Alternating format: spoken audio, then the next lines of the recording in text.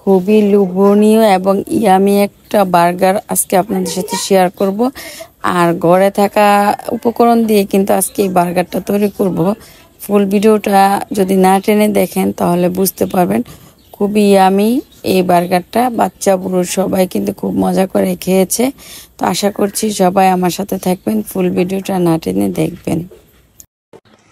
আজকে কিছু বার্গার বানাবো, তো বাজার থেকে কিনে এনে বার্গার খেয়ে পোষায় না, তো ভাবলাম বাসায় বানাই। তবে আমি যে এরিয়াতে থাকি এই এরিয়াতে অনেক কিছুই পাওয়া যায় না, তো যতটুকু আছে তা দিয়ে আজকে বার্গার বানাবো। আর প্রথমে কিন্তু আমি চিকেনের বুকের অংশটা এরকম লম্বা লম্বা করে কেটে নিয়েছি, পাতলা করে। তো নেওয়ার পর আমি দিয়ে দিব লেবু। আর আজকের বার্গারটা একটু অন্যরকম হবে, কারণ অনেক কিছুই পাওয়া যায় না, যা কিছু আছে তা দিয়ে আজকে বার্গার খাবো। যেহেতু ইচ্ছা করছে সেহেতু খেতে হবে। তো আমি 2 ফালি লেবু দিয়ে দিলাম। প্রথমেই দিয়ে দিলাম গোলমরিচ, আমি সাদা আর কালো দুইটা একসাথে নিয়েছি, আপনারা চাইলে একটাও দিতে পারেন। দিয়ে দিব আদা 1/2 টেবিল চামচ, আর রসুনও 1/2 টেবিল চামচ। এই যে এখন দিয়ে দিব সয়া সস। আমি আন্দাজ মতো দেই, আপনারা কম বেশি করে দিতে পারেন। 1 টেবিল চামচ পরিমাণ দিয়ে দিলাম একটু ফিশ সস দিয়ে এখন আমি ভালোভাবে মাখিয়ে নিব। আপনারা চাইলে এখানে টেবিল চামচ দিয়ে মেপে মেপে দিতে পারেন। আমার আন্দাজ হয়ে গেছে দিতে দিতে, সেজন্য আর আমার মাপার দরকার নাই। তো এখন আমি মেখে এটাকে কিছুক্ষণ রেখে দিব। আর এই বার্গার খেতে হলে কিন্তু মেয়োনিজ লাগবে, তো মেয়োনিজটা এখন আমি বানিয়ে নিব। আমি সব কিছু আজকে ঘরে বানানোর ট্রাই করব। ব্লেন্ডার নিলাম, আর এখানে 3টা ডিম দিয়ে দিচ্ছি। ডিমটা একটু আমি কেটে দিচ্ছি। আর দিয়ে দেবো সাদা গোলমরিচ, তারপর কাঁচামরিচ। আমি যেভাবে মেয়োনিজটা বানাই দিয়ে দেবো কয়েক টুকরা রসুন, দিয়ে দেবো 2 ফালি লেবুর রস। আর আমি এটা স্টেনে খেয়ে ফেলবো, আজকে যতটুকু বানাবো খেয়ে ফেলবো। এভাবে করে আমি লেবুর রস দিয়ে দিব, তো আপনারা দিয়ে দিবেন।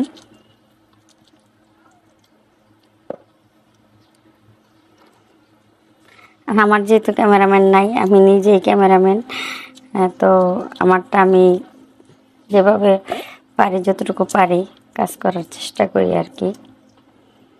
তো এখন সিদ্ধ ডিমটা দিয়ে করলে ভালো লাগে। আর দিয়ে দিব গুঁড়া দুধ। 3টা ডিম নিচ্ছি, 3 টেবিল চামচ পরিমাণ দিয়ে দিলাম। আমি একটু দিয়ে দেব সাদা লবণ, এটা অপশনাল, আপনারা দিতেও পারেন নাও দিতে পারেন। দিয়ে দিব 1 টেবিল চামচ পরিমাণ চিনি। আর এখন দিয়ে দিব সয়াবিন তেল।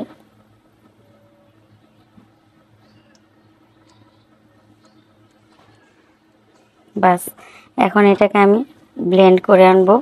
ব্লেন্ড করে তারপর আবার আপনাদের সাথে শেয়ার করব কীরকম হয়েছে। তো এই তো দেখেন আমি পারফেক্ট একটা মেয়োনিজ তৈরি করে নিলাম খুবই সামান্য উপকরণ দিয়ে। আর এটা কিন্তু প্রচুর ঘন হয়েছে, আর এটা খেতে আলহামদুলিল্লাহ অনেক স্বাদ হয়েছে। এরপর যে আমি ব্লেন্ডার থেকে এটাকে নামিয়ে নিব।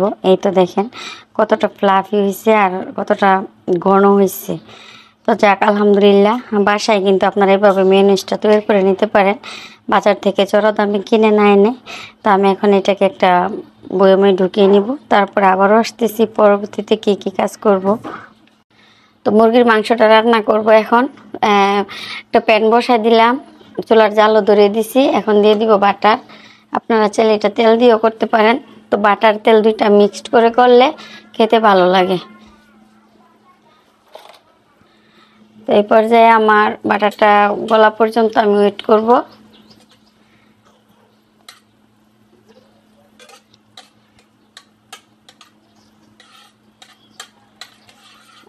এরকম ভাবে রান্নাটা করতে হবে যাতে বাটারটা পুড়ে না যায়, এদিকে খেয়াল রাখতে হবে সবার।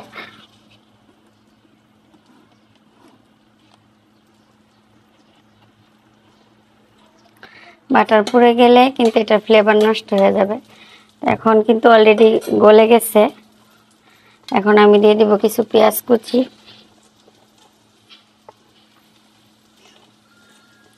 মুরগির মাংসটা আমি এখন রান্না করব।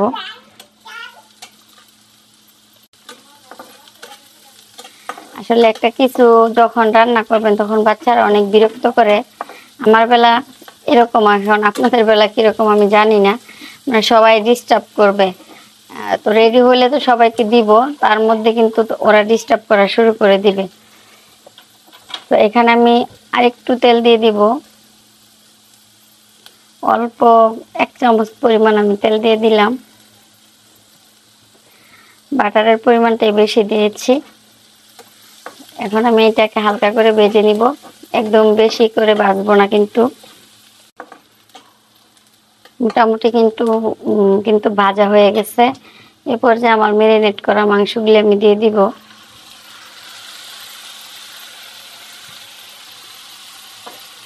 এখানে আমার সব কিছু দেওয়া আছে, আমি আর এক্সট্রা কোনো কিছু এখানে দিচ্ছি না।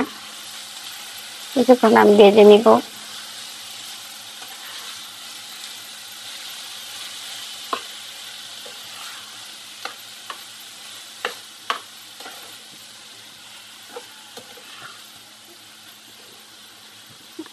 এই চিকেনটা আমি প্রায় 1 ঘন্টার মতো মেখে রেখে দিচ্ছিলাম। এখন এটাকে আমি কয়েক মিনিট রান্না করব, যতক্ষণ না সিদ্ধ হয় ঠিক ততক্ষণ। কিছুক্ষণ আমি রান্না করতেছি, দেখেন এই পর্যায়ে কিন্তু মাংস থেকে পানি উঠে গেছে। আর এই পানিটা আমি শুকিয়ে নিব। আর চুলার জালটা কিন্তু হাই হিটে আছে। আর মাংস কিন্তু 1 ঘন্টার মতো ম্যারিনেট করে রাখছি। পানি শুকানোর সাথে সাথে মাংসটাও কিন্তু আমার সিদ্ধ হয়ে যাবে। তো এখন আর নাড়াচাড়া করব না, পানিটা আমার শুকানো পর্যন্ত আমি ওয়েট করব। তারপর আবারও ফিরে আসতেছি। এখন সামান্য পরিমাণে লবণ দিয়ে নিব। পানিটা কিন্তু অলরেডি কমে গেছে। দিয়ে দেব কিছু আমার ঘরে বানানো সস। আর এটা রেসিপি কিন্তু আমার ইউটিউব চ্যানেলে দেওয়া আছে। 1/2 টেবিল চামচের মতো দিয়ে দিব কর্নফ্লাওয়ার গুলিয়ে। আর দিয়ে দিব 2 টেবিল চামচ পরিমাণ মেয়োনিজ। আর মেয়োনিজটা মাশাআল্লাহ অসাধারণ একটা মজা হয়েছে। সব কিছু দিয়ে আমি এখন নেড়ে চেড়ে নামিয়ে নিব।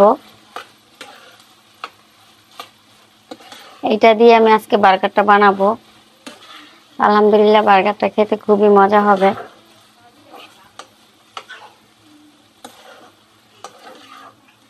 এই পর্যায়ে আমি চুলার জালটা বন্ধ করে দিব।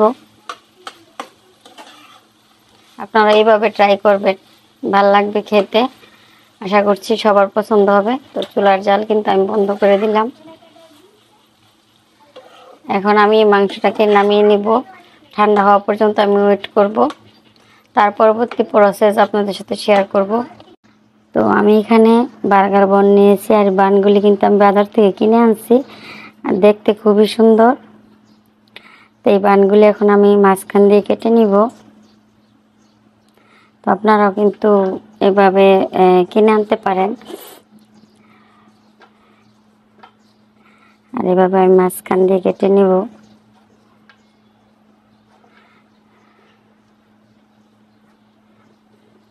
তো সেম প্রসেসে আমি 4টাকে কেটে নিব।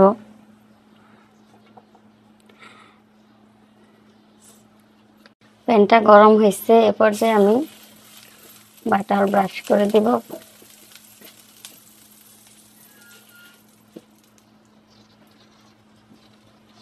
দিয়ে আমি 2 পিঠ এই পিঠ ও পিঠ করে আমি ছেঁকে নিব।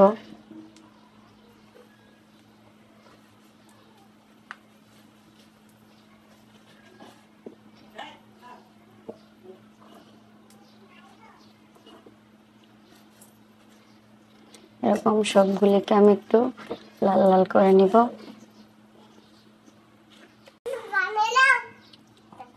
বাটার দিয়ে কিন্তু আমি সবগুলি ছেঁকে নিচ্ছি।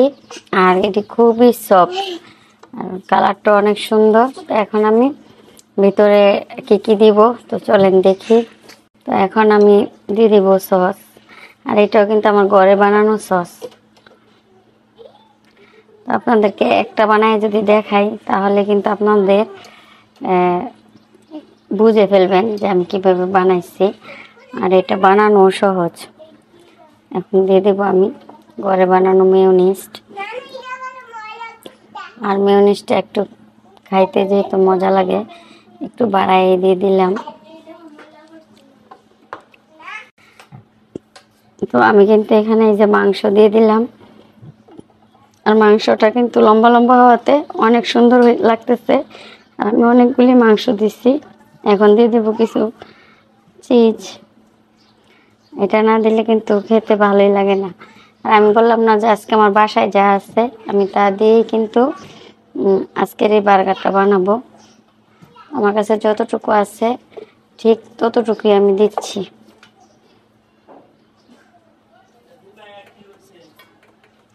এখন আমি কয়েকটা খালি পেঁয়াজ দিয়ে দিলাম। এই পর্যায়ে একটু সস দিয়ে দিব, আর একটু মেয়োনিজ দিয়ে দিব,